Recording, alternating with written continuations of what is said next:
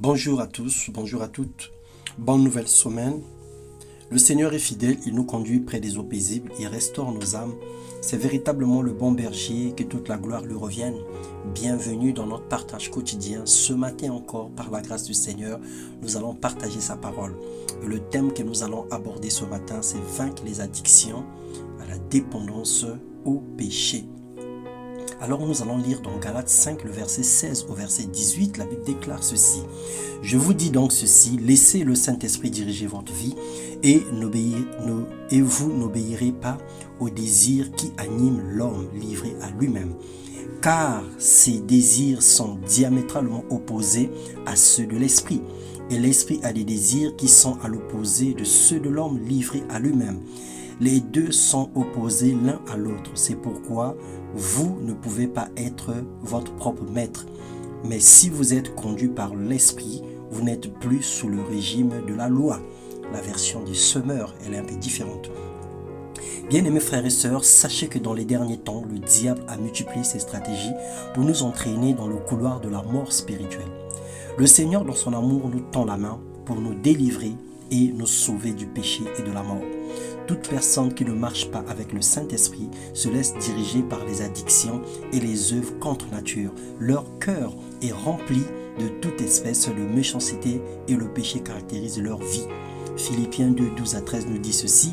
Ainsi, mes bien-aimés, mettez en œuvre votre salut avec crainte et profond respect. En effet, c'est Dieu qui produit en vous le vouloir et le faire pour son projet bienveillant. Peu importe ce que tu fais en secret, le péché que tu n'arrives pas à laisser, le Seigneur est capable et veut t'en délivrer de ce mal. C'est lui qui produit en chacun de nous le vouloir et le faire. Certainement, tu te bats, certainement, tu fais tout ce qu'il y a dans ton pouvoir pour pouvoir te déconnecter d'un certain genre de vie. C'est Dieu qui va produire le vouloir et le faire. Désire simplement sa grâce, accepte son aide et pour ainsi abandonner les œuvres de la chair. Certainement, tu es dépendant à la pornographie, à la cigarette, à la masturbation. Tu es dépendant à la cigarette, tu es dépendant aux drogues, tu es dépendant à plein de choses, à plein de péchés, aux addictions qui minent ta vie, des choses pour lesquelles tu es connecté à fond et que tu n'arrives pas à te déconnecter. La Bible déclare que or, les œuvres de la chair sont manifestes. Ce sont l'impudicité, l'impureté, la dissolution, l'idolâtrie, la magie, les inimitiés, les querelles, les jalousies, les animosités, les disputes, les divisions, les sectes, les envies, les vrogneries, les excès de table et les choses semblables.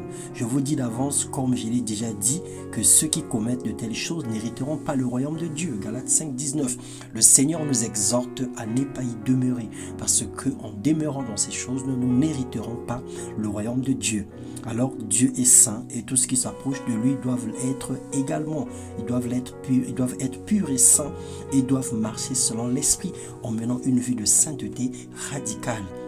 Ce matin, nous prions que le Saint-Esprit illumine nos cœurs et garde nos pensées pures au nom de Jésus-Christ, afin que tout ce qui est vrai, tout ce qui est pur, tout ce qui est honorable, tout ce qui est vertueux, tout ce qui est digne de louange, digne d'approbation, soit l'objet de nos pensées. Nous voulons penser positif, nous voulons penser droit, nous voulons penser juste, nous voulons penser comme le Seigneur a résolu de penser.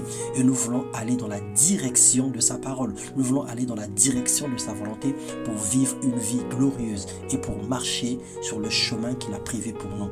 Bien-aimé, sois connecté avec le Seigneur et rentre dans ton appel dans une saison de la moisson où la grâce de Dieu va surabonder encore dans ta vie, où le Seigneur va manifester sa présence autour de toi et dans tout ce que tu fais. Que Dieu te fasse connaître une réussite sans pareil dans le nom puissant de Jésus-Christ. Amen.